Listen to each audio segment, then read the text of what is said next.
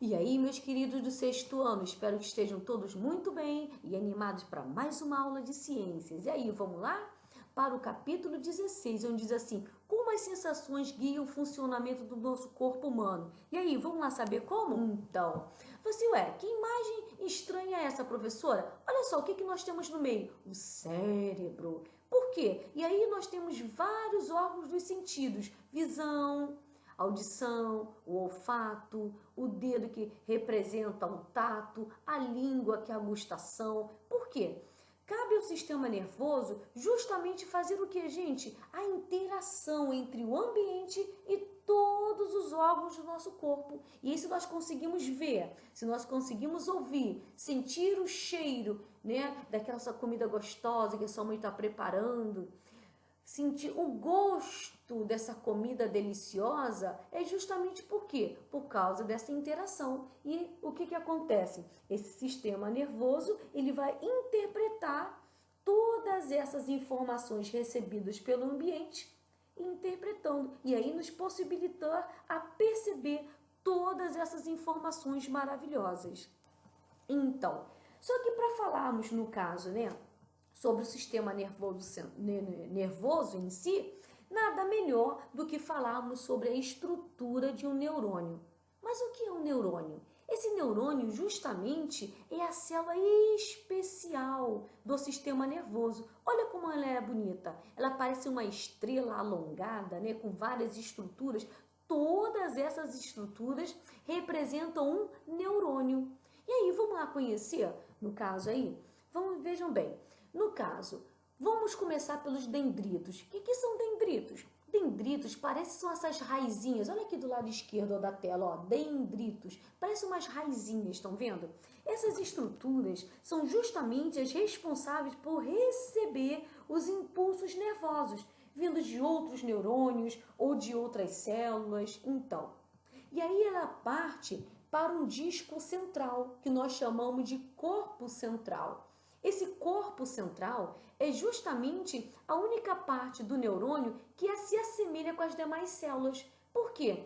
Porque nela se encontra o núcleo, se encontra a membrana celular, várias organelas citoplasmáticas. Lembra de alguma delas que nós já vimos anteriormente? Lembra aí quem falou, lembrou de mitocôndrias, responsáveis pela respiração celular. Então, todas as organelas se encontram aí, realizando as atividades metabólicas, certo? Então, aí você vê que partindo do corpo, você tem uma linha vermelha, linha ou um fio, né? Vermelho, que nós chamamos de axônio.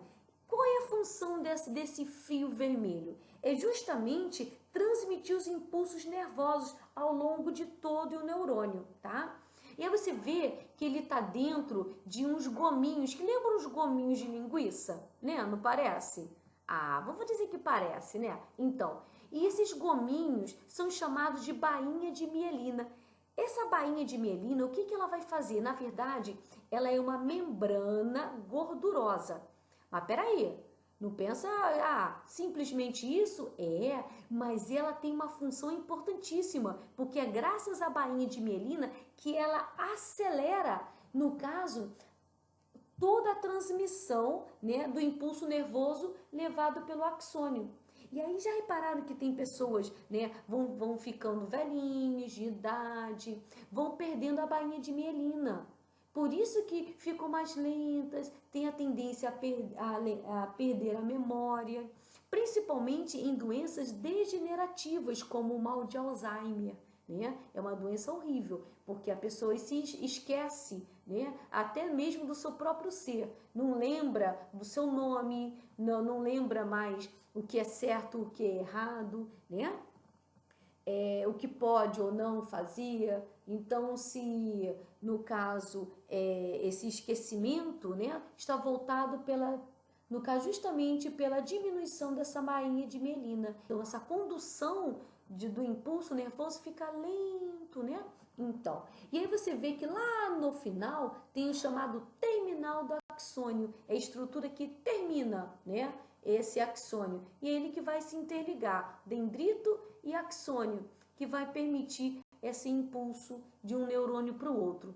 Agora, é legal a gente falar que essa transmissão do impulso nervoso de um neurônio para outro, claro, um neurônio não trabalha sozinho. Nós estamos falando em trilhões de neurônios, né? Por todo o nosso corpo. E cada um se interligando a outro, que nós vamos ver mais adiante, né? E para permitir essa transmissão. E aí o que acontece? Essa transmissão, ela funciona de forma unidirecional. Mas o que é isso, unidirecional? Ou seja, ele é transmitido em uma única direção. Como assim? Ele parte do dendrito, vai para o corpo celular, passa por todo o axônio e chegando no terminal do axônio, entendeu? Uma única direção. E aí que vem agora a transmissão do impulso nervoso. Como assim? Bom, é legal a gente lembrar, né, do seguinte: um neurônio, ele se liga ao outro em termos, porque eles não se tocam, tá? Ué, mas se eles não se tocam, como é que ele vai transmitir? É como se tivesse, digamos, 5 pessoas estão próximas uma das outras, conversando. Não precisa tocar na outra para poder transmitir a fala, né? Eles estão próximos, certo? Então, e aí existe um microespaço, tá? Entre um neurônio e outro. Dá a entender, olhando assim, não é, minha professora? Ele está se tocando sim. Mas, na verdade, eles não se tocam, tá? Existe um pequeníssimo espaço chamado sinapse. Estão vendo aqui o nome embaixo? Ó, sinapse. É um pequeníssimo espaço que liga um neurônio ao outro. Eles não se tocam, tá? Mas quem é que vai, então, no caso, permitir essa transmissão? É justamente os neurotransmissores, aquelas substâncias químicas, né? São substâncias químicas que vão permitir essa interação. E nós vamos falar sobre neurotransmissores mais adiante, tá? Então, são substâncias químicas que ligam a célula de um neurônio a outro, tá? Então, são substâncias químicas, neurotransmissores, que vão permitir essa transmissão, né, da comunicação de um neurônio a outro.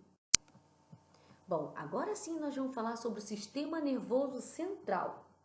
Bom, primeiramente, esse sistema nervoso central, o que acontece? Ele envolve várias estruturas, todas essas estruturas que nós estamos observando aqui, tá? E aí, como assim, professora? Vejam bem, o sistema nervoso central, o que acontece? Ele é justamente formado por todas essas estruturas aí, envolvendo todo o encéfalo. Ué, não é só o cérebro? O cérebro é uma delas, mas envolve várias estruturas que nós chamamos de encéfalo. Tudo isso nós chamamos de encéfalo. E aqui embaixo, estamos representado por essa letra B maiúsculo, justamente aqui embaixo começa a medula espinhal. E aí, qual seria a função total desse sistema nervoso central? Ele vai processar, é como o cérebro, né? É como justamente aquele computador que vai fazer todo o processamento e integração de todas as informações que chegam para ele, tá? Por exemplo, esse cérebro é justamente a maior porção e ele é dividido em duas partes, em dois hemisférios, direito e esquerdo. O direito está voltado para a inteligência e o esquerdo voltado para justamente a linguagem, a capacidade de ler, de escrever, o raciocínio lógico, né? Por quê? Todo esse cérebro, ele está voltado justamente para quê? Para as emoções, né? Para a linguagem, a aprendizagem, a fala, o pensamento, a memória, né? Todas essas sensações, né? de inteligência, né? E sentimento. Agora, estão vendo aí uma estrutura chamada cerebelo do lado direito? Então, essa estrutura ela está voltada para o equilíbrio do corpo, assim como o tônus muscular. O que é isso, tônus muscular? É a parte que regula, né, o músculo, da quantidade de ficar contraído e aí permitir os movimentos variados, né? O esforço físico. E aí você percebe que quando uma pessoa tá bêbada, bebeu pra caramba, igual um gambá, o que acontece? Desliga o cerebelo e aí essa pessoa fica tipo assim, numa ventania, no vendaval, ele não consegue se equilibrar. quê? Porque desligando o cerebelo, que é uma das está voltado para o equilíbrio do corpo, entendeu? E ele não consegue mais se equilibrar. Ele perde a noção de distância e tivesse como realmente num vendaval. Agora, estão vendo aí embaixo uma estrutura chamada, olha o nome, bulbo raquidiano, ou simplesmente bulbo. O que ele vai fazer? Bulbo, ele vai controlar justamente os movimentos cardiorrespiratórios, ou seja, do coração, né? Contração do coração e relaxamento, e os movimentos respiratórios, certo? Além também de envolver a circulação sanguínea, permitir a circulação do sangue. Por quê? Porque o sangue ele vai levar, cabe a ele levar o oxigênio e nutrientes para nutrir todas as células do corpo, certo? Muito bem. E aí, professor, e essa tal medula espinhal, que está representado por essa letra B maiúscula aí? E aí, justamente essa medula espinhal, ela passa por dentro da coluna vertebral, aqui protegido pelas vértebras, aqueles ossinhos irregulares. Lembra que nós vimos lá no capítulo anterior? Então, ela está responsável por quê? Por conduzir os mais diversos impulsos nervosos, né? E aí permitir esses movimentos voluntários e involuntários. Voluntários, levanta a perna. Involuntário, como a tia Sheila falou, que é justamente o que? Involuntário, não depende da nossa vontade, que é justamente a questão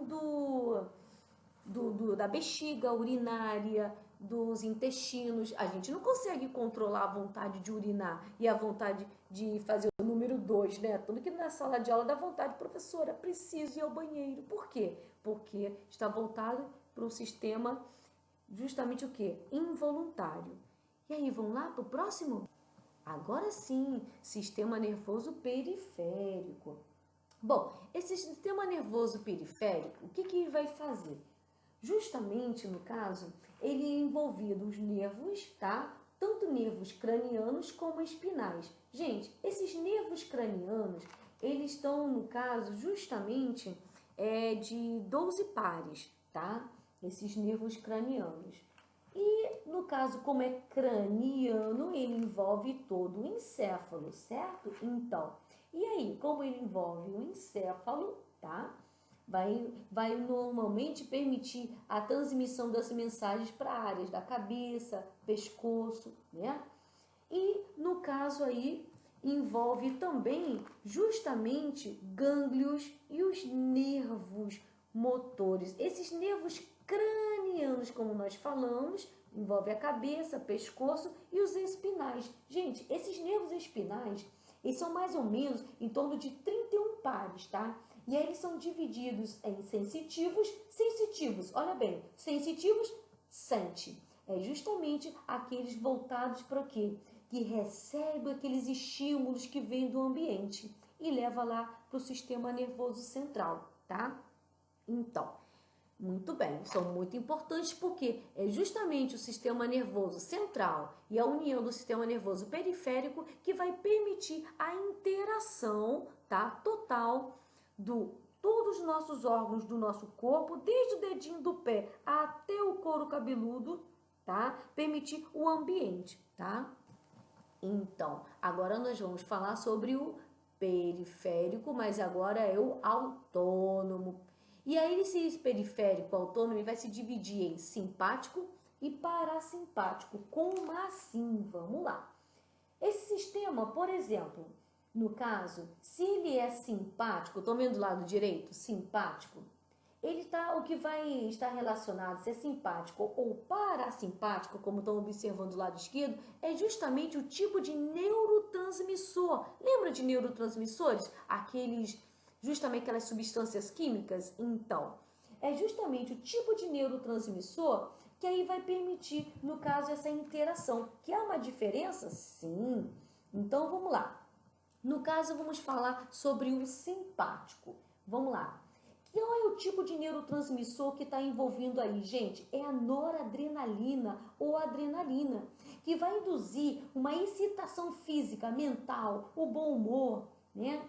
E aí, no caso, ela vai regular, aumentando as atividades, né, do nosso corpo. Por exemplo, vai manter o nosso corpo em alerta, adrenalina, né, noradrenalina, vai fazer o nosso corpo ficar em alerta, permitindo uma possível fuga, ou sei lá, de repente você está dormindo e de repente foi surpreendido por um barulho que parece que entrou alguém, então o seu corpo acelera. E aí começa uma descarga, né, pelo sistema nervoso periférico simpático de adrenalina ou noradrenalina. E aí o que ele faz? Ele vai dilatar a pupila. Por quê? Porque você acordou no escuro e você precisa reconhecer o ambiente. E aí, dilatando a pupila, recebe maior claridade e você consegue tipo assim, reconhecer-se no escuro, né? E aí, no caso, veja bem o que ele faz com os batimentos cardíacos. Ele acelera os batimentos cardíacos. Para quê? Para justamente distribuir bastante oxigênio para todas as células e liberar essa noradrenalina. E aí, ele relaxa os brônquios para receber maior quantidade de oxigênio, né?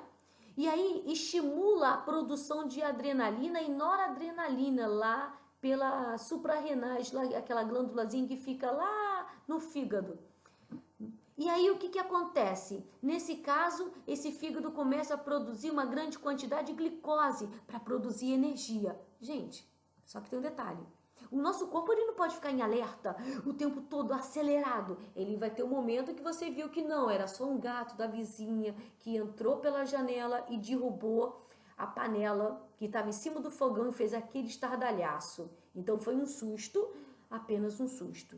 E aí entra o parasimpático com justamente a acetilcolina para diminuir as atividades. Porque a noradrenalina aumenta as atividades. E aí a acetilcolina vem acalmando o organismo. Porque veja bem, imagine se o seu coração estiver acelerado o tempo todo. Você vai infartar e vai morrer. Então por isso entra lá do lado parasimpático. Olha lá o que ele faz com o coração. Ó. Ele reduz os batimentos cardíacos. E olha lá o que o simpático faz. Ele acelera os batimentos cardíacos. E no caso parasimpático, devido ao neurotransmissor acetilcolina, acalma, entendeu? Porque não pode ter uma agitação o tempo todo, senão vai acabar infartando. O corpo vai entrar em colapso, né? Os órgãos não podem estar o tempo todo estimulados. Então, dependendo do momento, né? Dependendo da situação, ele é ativado, aí entra o simpático, com noradrenalina. Ou entra o parasimpático para acalmá-lo, certo? Muito bem. E aí agora vamos fazer os exercícios, né? E aqui tá explicando as páginas e os números para vocês fazerem, tá bom, meus amores? Então, muita atenção, faça os exercícios com muita calma, tá? E aí, dúvidas, nós esclareceremos na nossa quarta-feira por videoconferência, beleza, meus amores? Muito bem, beijo no coração!